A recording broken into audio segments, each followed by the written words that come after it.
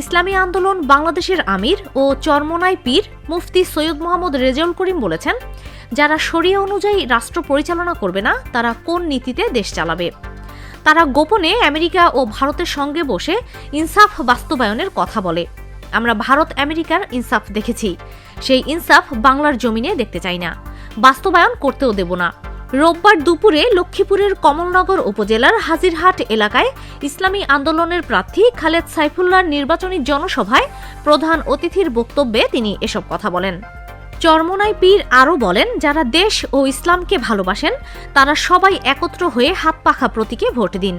লক্ষ্মীপুর ৪ আসনের ইসলামী আন্দোলনের প্রার্থী খালেদ সাইফুল্লাহর সভাপতিত্বে অনুষ্ঠিত সভায় আরও বক্তব্য দেন লক্ষ্মীপুর ৩ আসনের প্রার্থী ও জেলা সভাপতি ক্যাপ্টেন মোহাম্মদ ইব্রাহিম, জেলা সেক্রেটারি মাওলানা জহিরুল ইসলাম সহ দলের অন্যান্য নেতৃবৃন্দ। আমাদের ক্যাপ্টেন ইব্রাহিম ৩ আসন লক্ষ্মীপুর, তার হাতে উঠিয়ে দিয়ে আমি আপনার আমানত হিসাবে রেখে আল্লাহ যেন বিজয় দান করেন।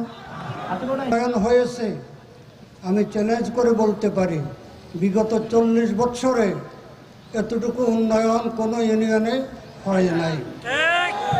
বিস্তারিত বলার এখন সময় নেই, প্রয়োজনও নেই।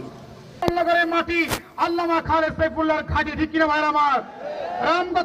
যতটুকু বরাদ্দ হয় এর 3 ভাগের 2 ভাগ চুরি হয়ে যায়, ডাকাতি হয়ে যায়।